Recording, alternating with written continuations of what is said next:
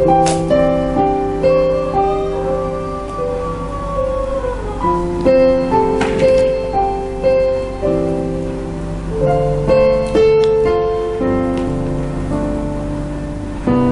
kasih Tuhan Yesus. Pada kesempatan hari ini Tuhan, kami mau duduk diam di bawah kaki Tuhan Yesus. Kami mau mendengarkan firman Tuhan, sebab firman Tuhan adalah penerang hidup kami. Kami bersyukur Tuhan, sebab Tuhan baik dalam hidup kami. Dan biar lewat hamba-Mu Tuhan, kami boleh menerima kebenaran firman-Mu, pesan-pesan-Mu, bahkan pewahyuan-Mu atas hidup kami. Terima kasih Tuhan Yesus, berkati hamba-Mu, urapi dengan kuasa Roh Kudus-Mu, dan kami semua juga Tuhan Engkau urapi. Terima kasih Bapa, mengenal-Mu lebih dari segalanya Tuhan Yesus.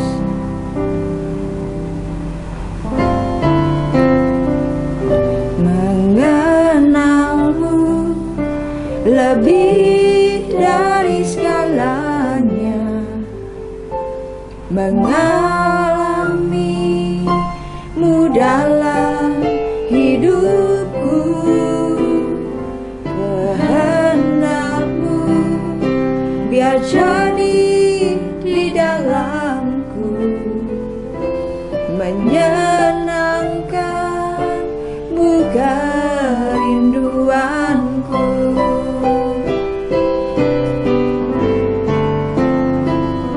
Mengenal-Mu lebih dari segalanya, mengalami-Mu dalam hidupku, kehendak-Mu biar jadi di dalamku, menyenangkan kerinduanku.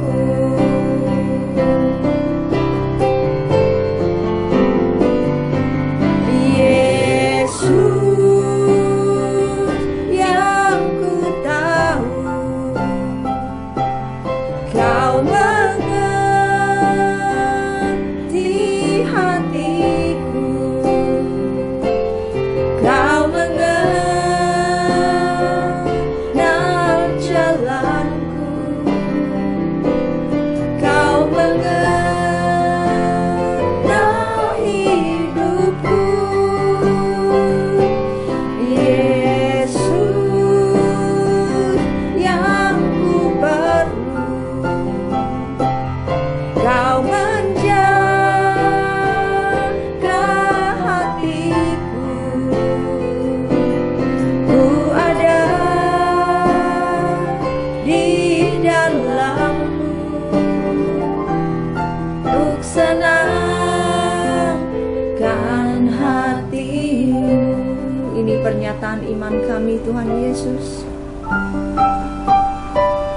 Mengenal-Mu lebih dari segalanya, mengalami-Mu dalam hidupku, biar kehendak-Mu saja yang jadi Tuhan Yesus, menjadi di dalam. Amin Tuhan Yesus,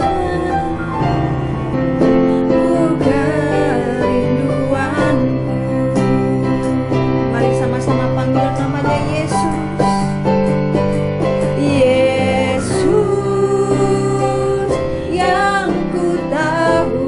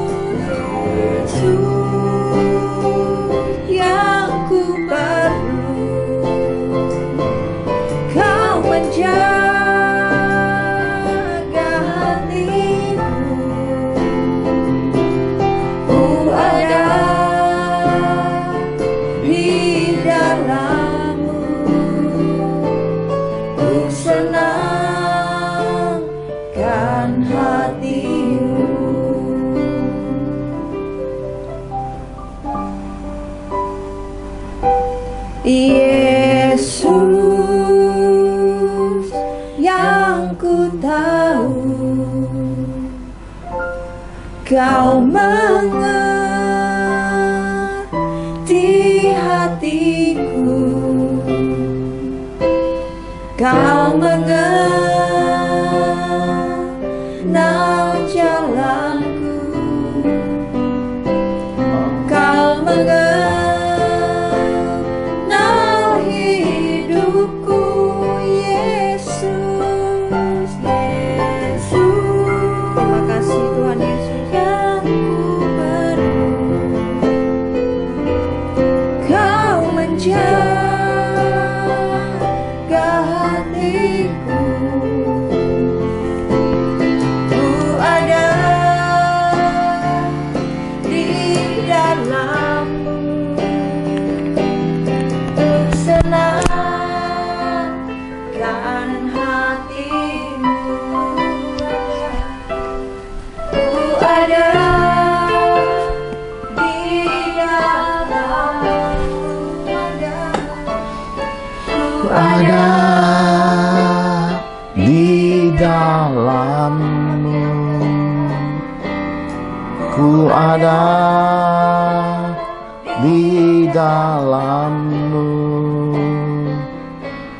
untuk senangkan hatimu.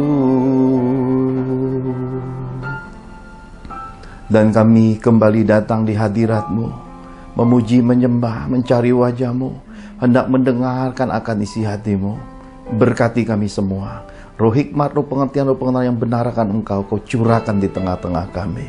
Anugerahkan kasih, kesehatan, kesembuhan, pemulihan, perlindungan dan penyertaan-Mu sempurna atas hidup kami semua. Berkati semua orang yang mencari kebenaran firman-Mu, mereka yang mencari wajah-Mu, berikan kekuatan, berikan sukacita, damai sejahtera, kebahagiaan, dan kenikmatan dalam hidup. Di dalam nama Tuhan Yesus kami telah berdoa dan mengucap syukur. Mari semua kita yang cinta Tuhan sama-sama katakan amin. Shalom. Bapak Ibu yang terkasih di dalam Tuhan, kitab suci mencatat ada suatu pembicaraan antara Tuhan Yesus dengan ahli-ahli Taurat, dengan orang-orang Farisi, dengan orang-orang Israel, tentang tanda-tanda zaman, tentang tanda-tanda alam. Saya ingin bagikan sedikit kesaksian yang terjadi minggu lalu. Ketika saya sedang beraktivitas kerja, tiba-tiba salah satu kaki dari kursi tempat saya duduk itu terdengar bunyi tak-tak ya. Salah satu kaki penopang itu patah. Penopangnya itu ada 5 kaki, 5 roda, salah satunya patah. Lalu saya periksa, sama kok semua. Kualitasnya, daya tahannya kok bisa patah. Sesuatu yang ganjil. Saya anggap ini sebagai suatu tanda-tanda dari roh. Maka saya coba menghubungi beberapa anak-anak rohani untuk mencari suatu pernyataan dari Tuhan. Saya bertanya, apa kabar mereka? Semua anak-anak rohani, semua orang-orang yang saya bimbing berkata, baik, puji Tuhan, tidak ada masalah. Lalu di mana letak masalahnya? Dan di dalam batin saya merasakan ada suatu keganjilan. Bukan suatu kebetulan, karena tiba-tiba hal itu terasa, wah, ada sesuatu ini. Maka minggu yang lalu, tiba-tiba anak bungsu saya, William Serat, berkata, aku tidak enak badan, Pak. Aku tidak keluar kamar deh. Kok badannya lemes rasanya. Oleh karena situasi pandemi virus COVID-19 jenis varian Omikron ini gampang menular, maka saya putuskan membawa anak bungsu saya ke salah satu klinik yang melink langsung dengan Peduli Lindungi untuk melakukan pemeriksaan PCR. 1 hari hasilnya akan keluar. Dan luar biasa, ketika diperiksa keesokannya dinyatakan anak bungsu saya positif COVID. Bapak Ibu yang terkasih di dalam Tuhan, terjangkit virus COVID-19 bukan akhir segalanya. Ingatlah dalam hidup ini bahwa segala perkara atas anak-anak Tuhan terjadi menurut izin Tuhan. Ada 3 hal yang terpenting ketika kita terjangkit virus COVID-19 yang dipesankan Tuhan. Yang pertama, periksa keadaan, apakah itu menimbulkan sesak napas. Yang kedua, apakah kehilangan selera makan. Yang ketiga, kepanikan yang paling berbahaya. Panik, takut, khawatir, dan sesuatu yang berlebihan itu yang membuat segalanya jadi tambah fatal. Jadi apabila 3 hal ini tidak ada, 3 hal ini tidak terjadi, ternyata tidak sesak napas, ternyata nafsu makannya normal, ternyata kita bisa menerima segala sesuatu dengan hati bersyukur, maka semuanya fine-fine. Kami beri anak bungsu saya dengan pertolongan pertama untuk rasa tidak enak badannya, kami berikan 1 butir Panadol biru. Lalu untuk menghilangkan lemasnya, kami beri vitamin C ditambah vitamin D. Dan minggu lalu juga tiba-tiba dari kota Jombang, Mami Rohani saya telepon dan cerita soal keadaan-keadaan yang ada. Lalu dia berkata, Mami ini kalau perjalanan biasanya minum itu loh, Inbos katanya. Jadi saya menangkap itu pesan dan itu tanda dari Tuhan, maka saya tambahkan sebutir Inbos buat anak bungsu saya. Hanya melewati 1 malam, anak bungsu saya merasa kembali bugar, sehat. Tetapi supaya masa inkubasi dari virus COVID-19 jenis Omicron ini tuntas, memakan waktu 3-7 hari supaya masa inkubasinya selesai total, maka kami beri space waktu 1 minggu untuk melakukan PCR ulang. Saya selaku ketua Satgas COVID RW memberikan laporan tertulis kepada tim Satgas COVID RW kami. Dari tim Satgas COVID RW melanjutkannya ke gugus tugas COVID kelurahan, puskesmas, dan ternyata hasil positif COVID anak bungsu saya itu meling ke Menteri Kesehatan. Sehari sesudah dinyatakan positif, tiba-tiba kami dapat kiriman dari Menkes melalui puskesmas kecamatan memberikan undangan. Kita ini biasanya kan kalau diundang, undang makan, undang ulang tahun, undang perkawinan. Ini undangnya untuk tracing swab PCR. Oleh karena apa? Oleh karena satu rumah kan dekat ya. Yang paling dekat kan keluarga. Dan ini adalah hal yang normal dan ini hal yang merupakan preventif untuk mencegah pandemi virus COVID-19 ini menebar kemana-mana. Tracing yang dilakukan Menteri Kesehatan, yang dilakukan pemerintah Republik Indonesia ini sangat luar biasa. Maka keesokan harinya saya, Rehwel, Bu Angel, Ricci pergi ke puskesmas Kecamatan Kelapa Gading untuk melakukan tracing swab PCR. Bapak Ibu yang terkasih di dalam Tuhan, yang terpenting adalah mengucap syukur, hati damai sejahtera. Segala sesuatu Tuhan bisa izinkan terjadi. Ayub saja yang hidupnya normal, enak, baik, diberkati, yang keluarganya semuanya bagus, seizin Tuhan bisa mengalami suatu perubahan yang jungkir balik dari keadaan diberkati jadi keadaan sepertinya dikutuki. Tetapi semua yang datang dari Tuhan mengalahkan dunia. Tuhan akan mengembalikan semuanya jadi berkat. Kita percaya bahwa segala perkara yang datang dari Tuhan mendatangkan kebaikan, membawa kita masuk pada masa depan untuk menikmati hari-hari yang baik, untuk berjalan semakin lama semakin kuat mencapai dreams yang dari Tuhan. Maka beberapa hari kemudian di aplikasi Peduli Lindungi, saya, Rehwel, Bu Angel, Ricci dinyatakan negatif. Ini perlindungan Tuhan yang luar biasa sekali.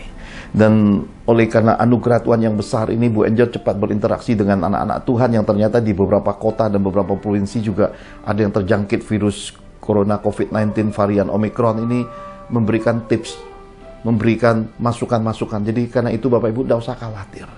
3 hal terpenting ini harus Bapak Ibu pegang. Selama tidak sesak nafas, selama tidak kehilangan nafsu makan, selama tidak panik dan berlebihan ketakutannya, semuanya akan baik-baik saja. Tetapi kita jangan mencobai Tuhan. Jangan bersikap arogan, garang, tegar tengkuk, keras kepala, dan merasa, wah ini COVID-19 varian Omicron ini tidak apa-apa kok, sama kayak flu. Jangan mencobai penyakit. Penyakit yang datang dari setan, usia setan itu sudah ribuan tahun. Kita ini usianya belum sampai 100 tahun. Jadi marilah hidup rendah hati. Karena ganjaran kerendahan hati dan hidup takut akan Tuhan itu adalah kekayaan, kehormatan, dan kehidupan. Umur panjang ada pada orang-orang yang rendah hati. Karena itu hari ini tema kita di dalam pembelajaran firman dan pencerahan firman Tuhan adalah tentang diberkati Tuhan. Mari kita lihat kebenaran firman Tuhan lebih dulu. Kita akan kembali ke kitab Kejadian supaya melihat sejarah permulaan kehidupan orang percaya, bagaimanakah dasar fondasi diberkati Tuhan itu ada. Kita lihat sama-sama Kejadian 14 ayat 17 sampai 21. Kejadian 14 ayat 17 sampai 21. Beginilah firman Tuhan. Setelah Abram kembali dari mengalahkan Kedor Laomer dan para raja yang bersama dengan dia, maka keluarlah Raja Sodom menyongsong dia ke lembah Suawe, yakni lembah raja. Melkisedek, Raja Salem, membawa roti dan anggur. Ia seorang imam Allah yang maha tinggi. Lalu ia memberkati Abram, katanya, "Diberkatilah kiranya Abram oleh Allah yang maha tinggi, pencipta langit dan bumi, dan terpujilah Allah yang maha tinggi, yang telah menyerahkan musuhmu ke tanganmu." Lalu Abram memberikan kepadanya 1/10 dari semuanya. Berkatalah Raja Sodom itu kepada Abram, "Berikanlah kepadaku orang-orang itu, dan ambillah untukmu harta benda itu." Amin. Amin. Bapak Ibu yang terkasih di dalam Tuhan, ini merupakan kisah manusia lama dari bapak orang beriman. Di dalam Kejadian 14 masih dituliskan namanya Abram. Kejadian ini terjadi ketika Abram dan Lot berpisah oleh karena padang rumput, oleh karena ternaknya, oleh karena desakan kebutuhan. Bujang-bujang mereka bertengkar. Ternyata perpisahan Abram dengan Lot menghasilkan sesuatu yang tidak baik. Kenapa? Lot yang mengikuti Abram kemanapun Abram melangkah. Oleh karena Abram disertai Tuhan, oleh karena Abram berjalan di dalam panggilan dan kehendak Tuhan, Abram dan orang-orang sekitarnya diberkati oleh karena Tuhan. Karena itu Bapak Ibu yang terkasih di dalam Tuhan, pergaulan yang baik menghasilkan buah hidup yang baik. Pergaulan yang rusak menghasilkan kehancuran kebiasaan yang baik. Karena itulah orang yang cinta Tuhan akan bergaul dengan orang-orang yang hidupnya takut akan Tuhan. Orang yang cinta Tuhan akan bergaul dengan orang-orang yang punya roh nasihat. Orang-orang yang hidupnya ada keteladanan di dalam berkeluarga. Ada keteladanan di dalam hidup hubungan pribadi dengan Tuhan. Ada bukti-bukti buah bobot bibit bebet di dalam kehidupannya. Mari Bapak Ibu sadari hal ini. Karena hidup ini hanya akan dipengaruhi atau mempengaruhi. Oleh karena itulah pengenalan akan Tuhan, di mana firman dan Roh Kudus harus mendasari iman kita di dalam kehidupan. Oleh karena sanak saudaranya, oleh karena ponakannya tertawan, Abram mengumpulkan orang-orang yang lahir di rumahnya. Kitab suci berkata 318 orang pergi berperang melawan jumlah yang lebih besar, kata kitab suci. Dan kita bisa menemukan di dalam catatan Kejadian 14 ayat 17 ini, Abram memenangkan peperangan itu. Bukan hanya memenangkan peperangan, tapi beroleh jarahan yang besar. Dan kitab suci berkata jelas sekali, ada suatu perkara yang luar biasa terjadi, yaitu ada munculnya satu tokoh yang bernama Melkisedek. Melkisedek ini disebut Raja Salem. Tidak ada silsilahnya. Dia adalah Raja Damai. Ada banyak penafsiran tentang Melkisedek. Dan yang dibawanya roti dan anggur. Hanya dua tokoh yang membawa roti dan anggur di dalam kehidupan. Yang pertama sebelum Abram ditransformasi jadi Abraham oleh Raja Damai Melkisedek. Yang kedua adalah sebelum Dia mencapai kemuliaan tertinggi, disalibkan untuk menebus umat manusia. Yesus Kristus Tuhan kita mengadakan perjamuan roti dan anggur. Dua tokoh ini, Alfa dan Omega, adalah satu kesatuan, tidak ada silsilahnya, datang dari Roh. Kita percaya Yesus Kristuslah yang akan datang, yang membawa roti dan anggur, dan dikatakan ialah imam Allah yang maha tinggi. Lalu ia memberkati Abraham. Berkat harus datang dari Tuhan Yesus. Karena itu yang pertama yang harus kita sadari adalah Tuhan tertarik kepada seseorang yang punya hati istimewa. Abraham ini hatinya sangat istimewa. Kita bisa belajar tentang kehidupan Abraham sampai ditransformasi jadi Abraham, sampai kejadian di Gunung Moria.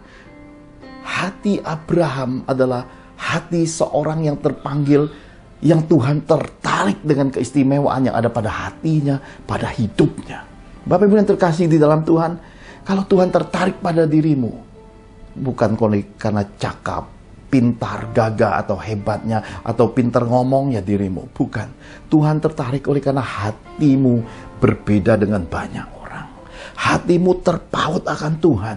Hatimu taat akan Tuhan. Hatimu hidup di dalam konsekuensi untuk selalu menjadi pelaku firman Tuhan. Hatimu selalu memilih untuk hidup jujur, hidup takut akan Tuhan, menjauhi kejahatan.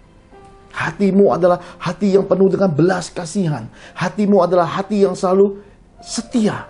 Kemanapun pergi ingatnya istri, anak. Kemanapun pergi mau ngapain ingatnya suami, ingat anak-anak.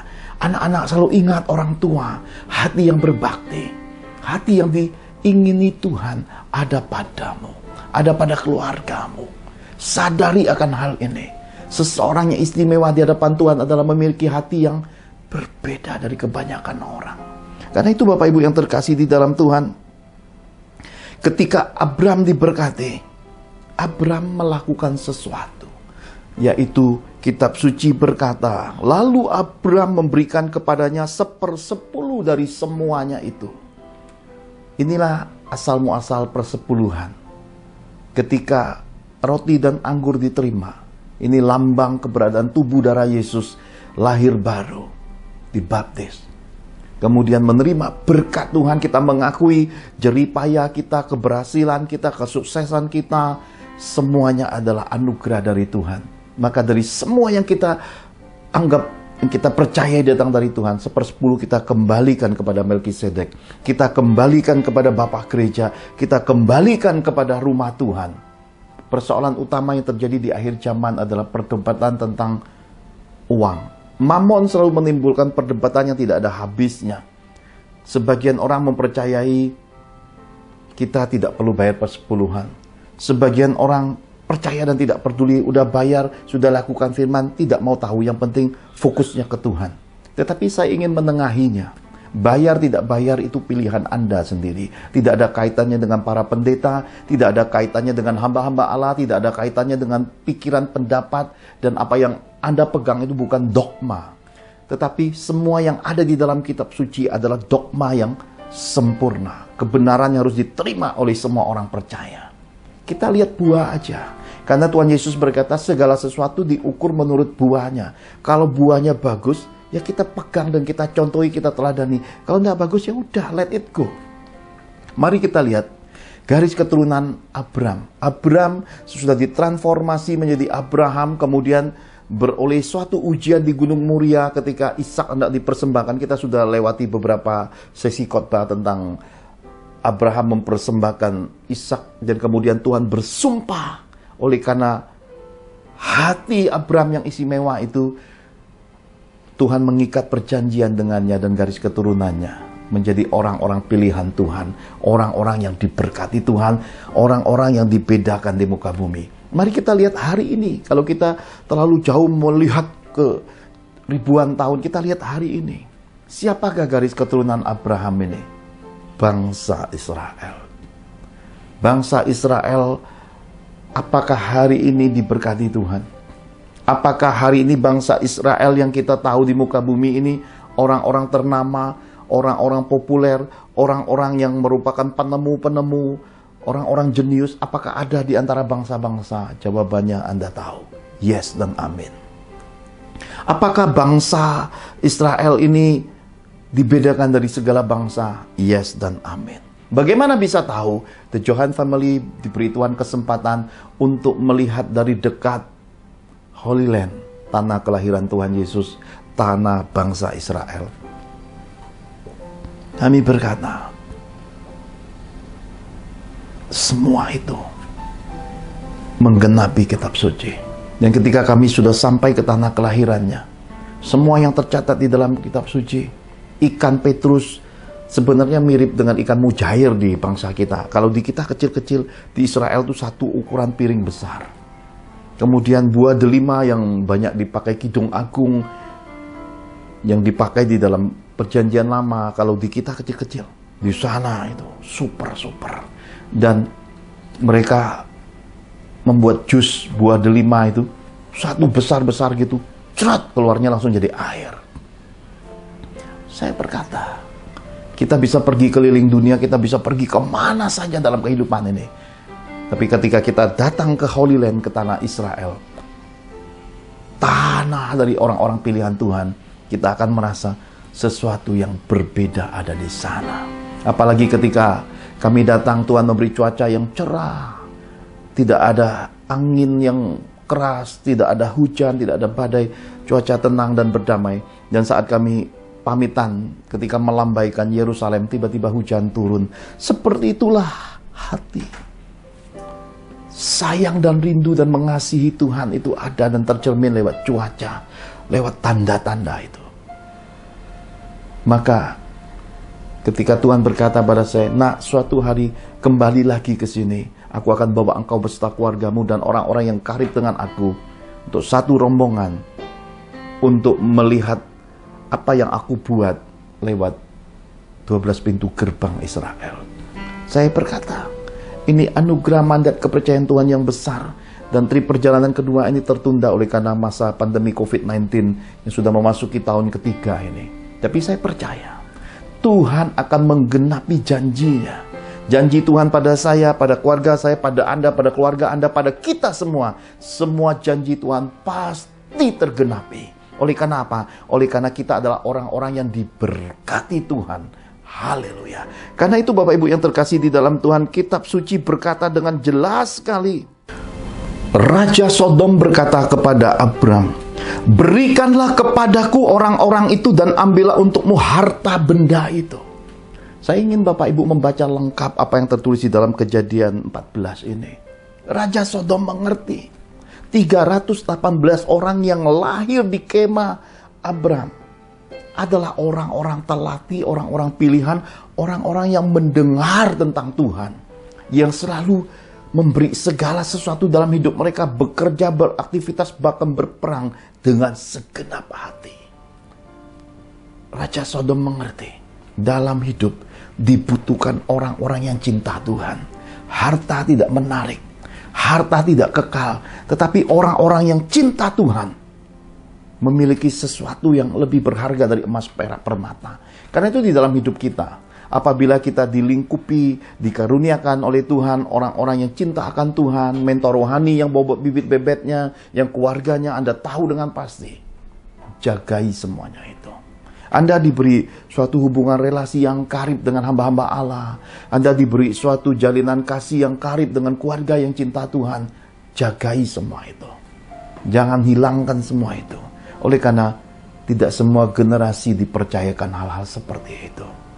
Saya semasa muda rohani, untuk belajar kenal Tuhan, Roh Kudus membimbing saya tidak lewat kehidupan manusia secara nyata lahiriah, tetapi lebih banyak lewat kitab suci yang saya baca, Kejadian hingga Wahyu, Kejadian hingga Wahyu, dan Roh juga memilih buku-buku dari zaman berapa ratus tahun yang lalu yang sudah diterjemahkan. Saya terus menyerap, mengambil hal-hal yang tertulis, hal-hal yang Roh ingin saya dapatkan. 3 hamba Tuhan yang saya tahu di dalam masa-masa kehidupan ketika saya mencari, menemukan Tuhan di dalam kehidupan, kemudian mulai menggali keberadaan Tuhan. Smith Wigglesworth, Kenneth E. Hagin, dan yang terakhir adalah Maurice Cerullo. 3 hamba Tuhan ini ternyata mempunyai suatu garis parameter iman, pelayanan yang memiliki kesamaan. Dan ketika saya menuliskan disertasi S3 saya, Tuhan mengambil buku-buku yang pernah saya baca ini, mengutip ada banyak. Dan ketika saya menyelesaikan bab 1, 2, 3 disertasi S3 saya ini, saya seperti mengulang lagi belajar. Sepertinya Roh membawa saya kembali mengulang dan belajar lagi untuk membuka hati saya lebih luas lagi, lebih besar lagi. Hingga Tuhan ingin kapasitas, Tuhan ingin kualitas hati yang lebih besar. Saya membacanya dan menemukan ada banyak kekayaan meskipun sudah pernah saya baca. Ketika saya baca lagi dan kemudian oleh pimpinan Roh saya menemukan ada banyak kekayaan surga tersimpan lewat 3 hamba Tuhan yang dipakai pada masanya ini. Dan Tuhan meletakkan banyak sekali pengajaran-pengajaran yang baru yang sebenarnya sudah pernah saya terima, tetapi di dalam proses perjalanan waktu Tuhan berkata, ada banyak anak-anakku terhilang, ada banyak anak-anakku tersesat oleh karena pemahaman yang keliru. Ada banyak di antara anak-anakku yang tercuri, ada di antara anak-anakku yang harus bayar harga mahal oleh karena mereka tidak melakukan penetrasi firman secara tepat. Dan Tuhan membawa saya masuk lagi pada ketepatan-ketepatan ini. Oleh karena itulah, sebelum kami mendapat undangan dari Puskesmas Kecamatan Kelapa Gading, saya sudah berkata pada Bu Angel dan Lici yang saat itu berkata, ayo Om, ayo Pak, termasuk Rewel, ayo kita PCR aja supaya tidak menularin siapa-siapa. Dan papa saya yang berusia 76 tahun lebih diungsikan ke rumah adik saya pada saat tepat ketika kami menemukan hasil PCR Pastor William Serat positif. Terdengar suara Roh, tidak apa-apa, kamu dan sisi keluargamu tidak apa-apa, bahkan anak bungsumu, ini seizinku, kata Roh, seizin Tuhan untuk mengajari dia punya hati yang taat, untuk membawa dia pada kedewasaan, punya pemahaman pengertian, karena dia akan membimbing umat Tuhan.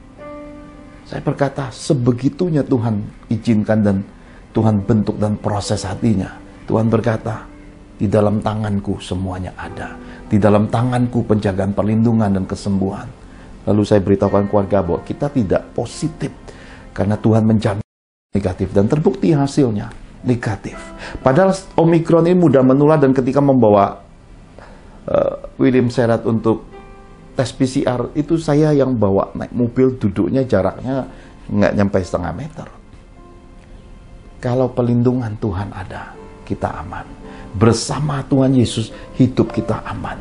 Di dalam kasih dan tinggal di dalam kebenaran firman-Nya, hidup kita terjamin. Karena itulah, hiduplah jadi pelaku firman. Hiduplah sebagai orang Kristen yang berbuah. Hiduplah dan berkesaksianlah oleh karena kemenangan hidupmu, oleh karena firman, oleh karena anugerah, oleh karena Tuhan nyata di dalam hidupmu. Haleluya. Mari kita lihat sisi bagian yang melengkapi pencerahan firman Tuhan ini. Bagaimanakah seseorang ini diberkati Tuhan? Bagaimanakah prosesnya? Seperti apakah Tuhan mempersiapkan orang-orang yang akan diberkatinya? Mari bersama-sama kita lihat kebenaran firman Tuhan melalui apa yang tertulis di dalam Ibrani 12 ayat 3 sampai yang ke-8. Ibrani 12 ayat 3 sampai ke-8. Demikian Tuhan berfirman, ingatlah selalu akan Dia yang tekun menanggung bantahan yang sehebat itu terhadap dirinya dari pihak orang-orang berdosa, supaya jangan kamu menjadi lemah dan putus asa. Dalam pergumulan kamu melawan dosa, kamu belum sampai mencucurkan darah, dan sudah lupakah kamu akan nasihat yang berbicara kepada kamu seperti kepada anak-anak? Hai anakku, janganlah anggap enteng didikan Tuhan, dan janganlah putus asa apabila engkau diperingatkannya. Karena Tuhan mengajar orang-orang dikasihinya, dan Ia menyesah orang yang diakuinya sebagai anak.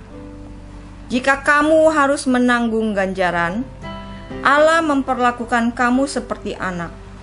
Di manakah terdapat anak yang tidak dihajar oleh ayahnya?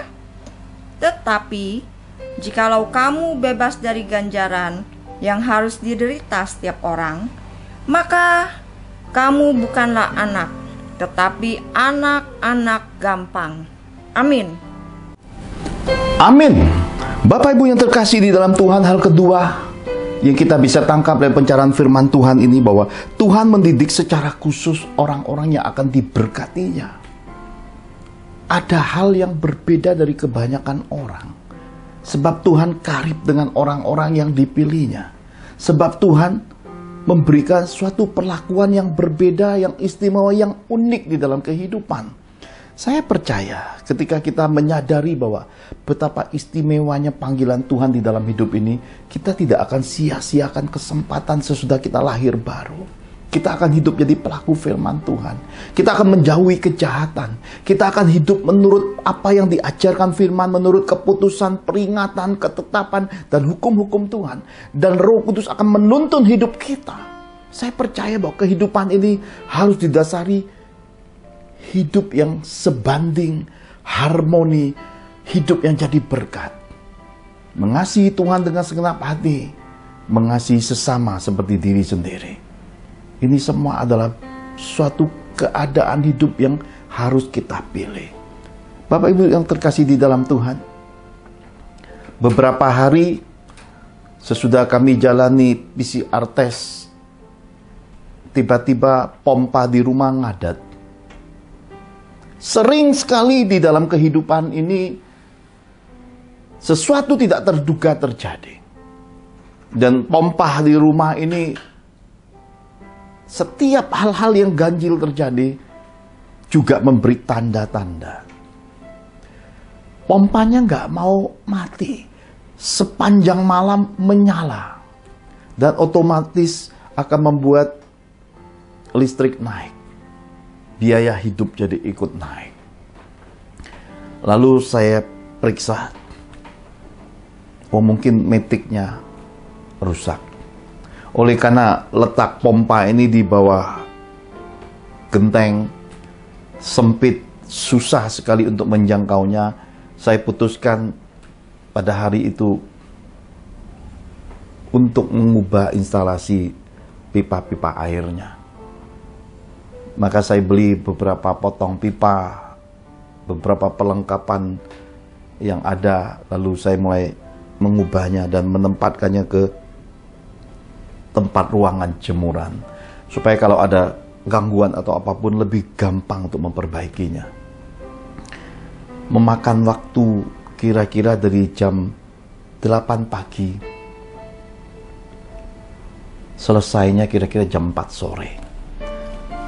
Kalau kita menyelesaikan pekerjaan sebagaimana diceritakan di dalam Injil, dari pagi, siang, atau sore, kita akan menerima upah. Upahnya Tuhan yang menentukan. Dan sukacita, rasa senang adalah upah dalam kehidupan.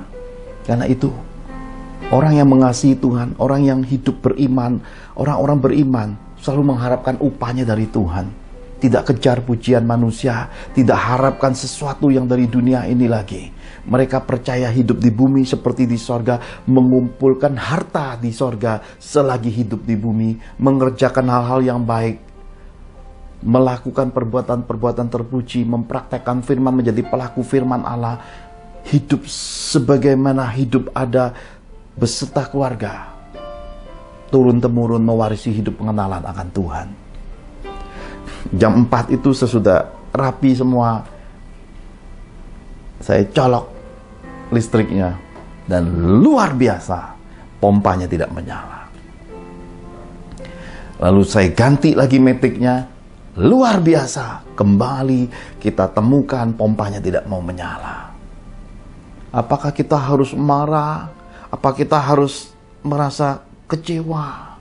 Apakah kita harus uring-uringan? Dan hari itu sudah sore. Kita tahu selama 2 mingguan ini hampir setiap pagi cuaca di Jakarta tidak muncul matahari. Selalu mendung dalam 2 minggu ini. Lalu Roh membisiki saya, ini kunci kehidupan, bergaul kariblah dengan Roh Kudus. Roh berkata, telepon tukang teknisi pompa. Richie menghubunginya, nggak diangkat Om.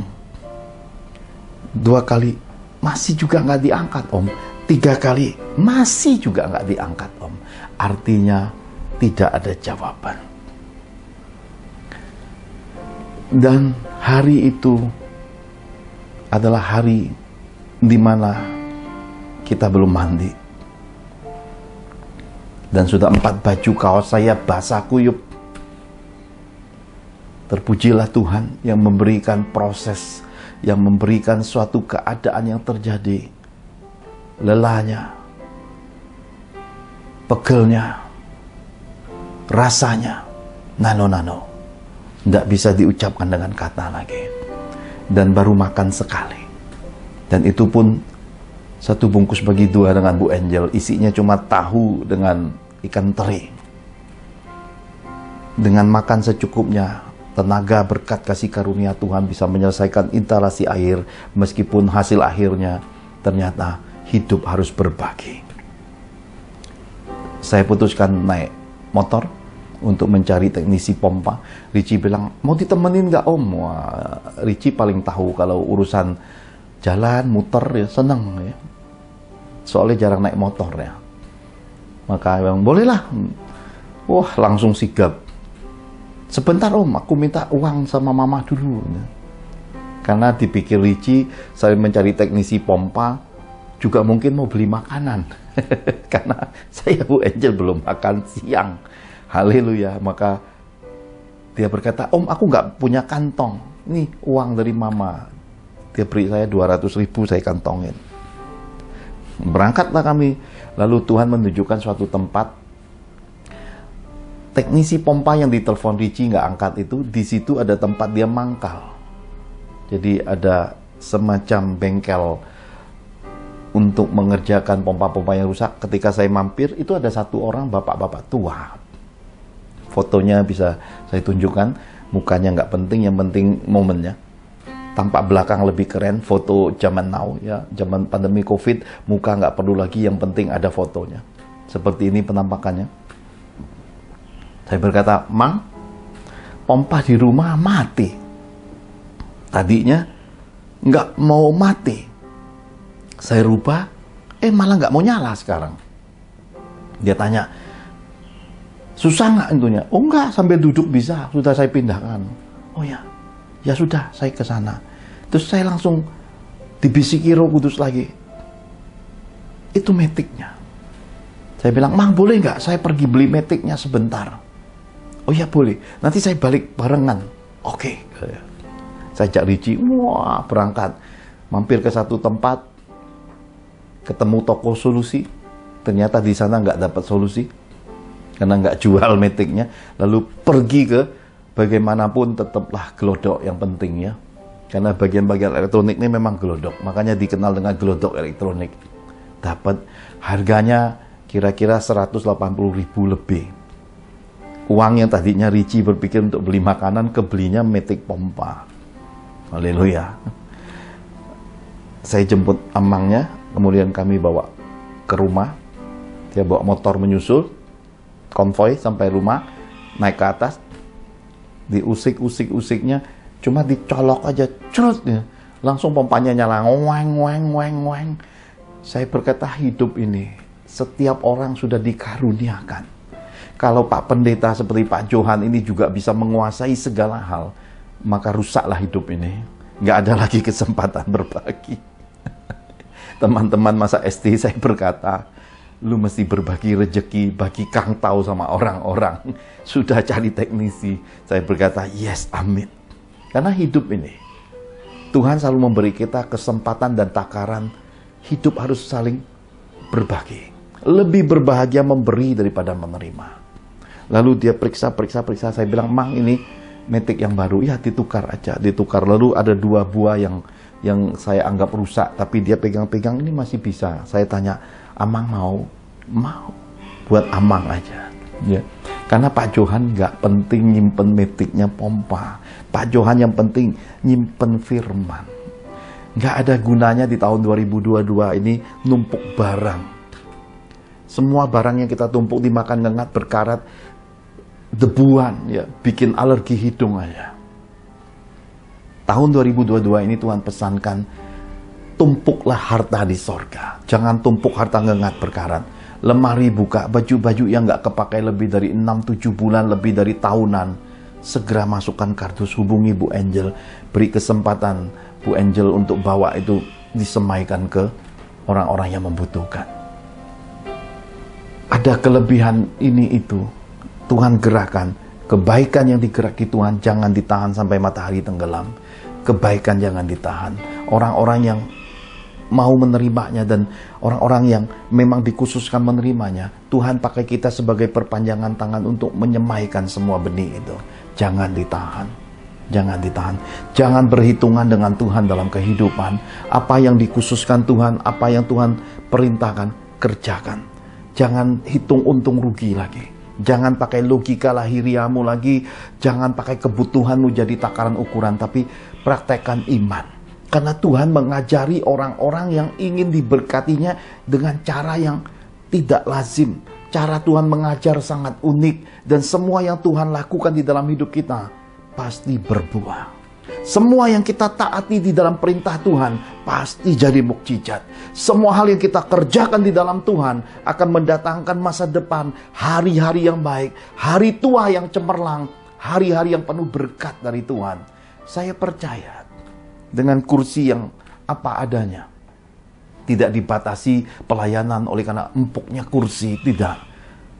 Saya percaya bahwa pekabaran Injil melampaui semua keadaan. Bahwa Injil damai sejahtera kabar baik Tuhan harus sampai kepada kita semua. Oleh karena itulah, mari hari ini kita menyadari bahwa pelajaran Bapa kepada anak, kehidupan anak-anak dengan orang tua, kehidupan orang tua dengan anak-anak, kehidupan dengan sesama adalah cara sederhana untuk belajar menerima apa yang Tuhan ingin ajarkan dalam hidup kita. Kalau kita tidak setia dengan yang nampak, bagaimana bisa setia dengan yang tidak nampak? Kalau kita tidak bisa jadi berkat buat orang-orang hidup, bagaimana bisa menyenangkan hati Tuhan? Orang-orang yang diberkati Tuhan adalah buah dari hidup yang dikenan Tuhan. Saya ulangi. Orang-orang yang diberkati Tuhan adalah buah dari kehidupan yang dikenan Tuhan. Dan kita harus mencapai hidup yang berkenan di hadapan Tuhan. Dengan jalan demikian, karya salib Tuhan Yesus yang dibentangkan dengan pengorbanan yang mahal, darah yang berceceran sepanjang Kalvari, tubuh yang terkoyak, mahkota duri, rupanya sampai tidak nampak. Kata Nabi Yesaya dinubuatkan sampai tidak dikenal lagi. Padahal penderitaan, kutuk, penghukuman kita yang dipikulnya itu membuat kita harus semakin kuat menghadapi proses dan apa yang Tuhan ingin ajarkan kepada kita. Kita mesti kuat, harus belajar mandiri, pilih Tuhan di tengah dorongan Bani Korah, Datam, Abiram, yaitu orang-orang cemburu, orang-orang iri hati, orang-orang durhaka, orang-orang yang hidupnya munafik, yang terus memberi nasihat, dorongan, motivasi, yang terus memberikan kata-kata negatif. Semua senjata absintus dilancarkan kepada kita. Singkir semua itu. Dan sebagaimana kesesatan roh Biliam datang, memberi masukan-masukan yang membuat kita akan melanggar firman, tidak lagi mau jadi pelaku firman, malas baca firman, malas berdoa. Kita mulai hidup bergantung pada dunia, kita mengejar apa yang dunia tawarkan, ketakutan, kekhawatiran, kita mengandalkan manusia, kita bergantung obat-obatan, kita mengandalkan semua diagnosa dan aturan-aturan manusia. Let it go. Lepaskan semua itu. Dan kemudian kita mulai membawa diri kita seperti kerumunan. Cari yang ramai-ramai. Kalau nggak ramai rasanya nggak rohani. Kita ikut, kita jadi tim follower. Kita ikut melakukan semua hal. Kita tidak pernah menguji. Kita tidak pernah mengkaji. Kita tidak pernah meneliti. Kita tidak pernah tahu bobot bibit-bebetnya. Terus kita jadi duta-duta manusia rohani. Kita tidak sadar bahwa semua di balik itu serigala-serigala berbulu domba ada. Kita mengikuti apa yang dilakukan oleh Nikolaus. Kita berbalik lagi kepada ajaran manusia lama, kehidupan keagamaan yang palsu, kehidupan keagamaan yang dibalut dengan topeng-topeng rohani, kemunafikan, dosa-dosa tersembunyi. Kita merasa kita yang punya surga, kita merasa kita lebih benar dari semua orang. Matikan semua itu, hentikan semua itu, tinggalkan semua itu. Mari berbalik hidup dengan kerendahan hati. Hidup bagiku Kristus, mati adalah keuntungan, adalah benar-benar menyadari hidup ini sudah hidup berkenan kepada Tuhan. Tidak ada perceraian, tidak ada kebencian, tidak ada kepahitan, tidak melukai orang, tidak mendukai hidup orang, tidak merugikan orang lain, tidak melanggar aturan pemerintah, tidak mencuri, tidak menyakiti orang tua, tidak berbuat hal-hal yang disebut dengan hal-hal asusila, tidak melakukan hal-hal yang menyakiti roh, tidak mendukakan Roh Kudus Tuhan. Kita baru bisa punya kelegaan sedikit. Tetapi perjumpaan pribadi dengan Tuhan Yesus akan menjawab semua. Karena orang-orang yang diberkati Tuhan adalah orang-orang yang akan berjumpa pribadi dengan Dia.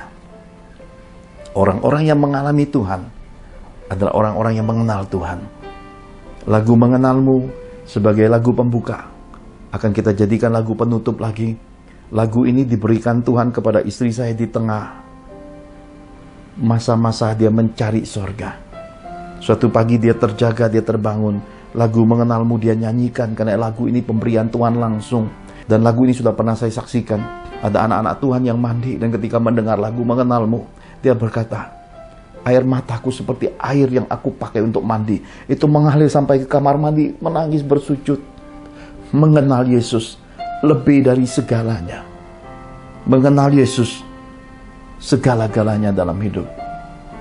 Dan inilah kunci dari rahasia iman hidup sebagai orang-orang yang diberkati Tuhan. Kita akhiri ibadah kita. Pastor William Serat akan tutup di dalam doa dan doa-doa berkat-berkat Bapa Surgawi. Mari kita angkat kedua tangan kita sama-sama di hadapan Tuhan.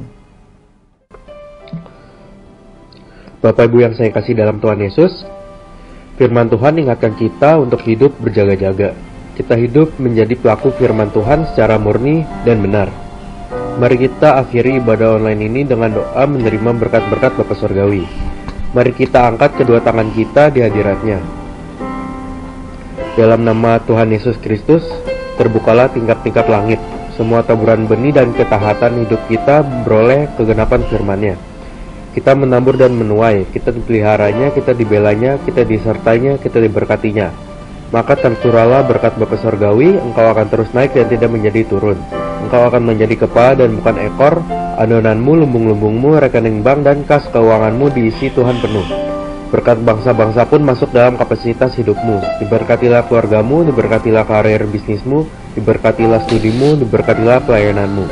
Dalam anugerah Tuhan Yesus, maka engkau beserta keluargamu akan menerima kasih karunia, kesehatan, keberuntungan, berkat 5 roti, 2 ikan, berlipat kali ganda berkat, jawaban doa, berkat terobosan ekonomi, dan mujizat-mujizatnya yang ajaib. Dalam Roh Kudus, maka engkau beserta keluargamu termaterai hidup di bumi seperti di surga. Kita terima berkat-berkat surgawi ini dalam nama Tuhan Yesus, sama-sama kita katakan amin. Tuhan Yesus memberkati. Itu aja, jangan bergerak. Gimana? Lebih enak kan? Saya nggak kenapa-napa. Seratnya apa? Udah enggak? Teman-teman seratnya nggak ada COVID, batuk gitu nggak ada apa. Tapi udah enakan? Nggak ada kenapa-napa. Hah? Nggak kenapa-napa. Enggak ada, nggak lemas lagi? Nggak ada. Ya Bapak doain angkat tangannya. Tuhan kami melepaskan berkat demi otoritas Bapa dalam nama Tuhan Yesus yang Roh Kudus Mutasyarat Tuhan. Saat ini segala virus yang datang dari COVID-19, Delta, Omicron, varian apapun lenyap atas tubuh Serat. Di dalam kuasa darah Yesus oleh pengurapan Roh Kudus Tuhan, Serat disembuhkan, dipulihkan. Dan hasil tes PCR yang akan dilakukan dalam 1, 2, 3 hari ini semuanya menjadi negatif normal. Kuasa darah Yesus membungkus Serat, malaikat-malaikat mengawal Serat, dan kesembuhan terjadi. Nama Tuhan dipermuliakan, Serat semakin karib dekat dengan Tuhan, dan semua ini jadi berkat. Hubungan Serat dengan Tuhan semakin dipererat di dalam nama Tuhan Yesus. makan minum obat, vitamin, semua perlengkapan medis yang saya terima di tubuhnya semua telah dikuduskan, menyehatkan, menguatkan, dan tidak ada efek samping apapun di dalam nama Tuhan Yesus. Haleluya. Amin.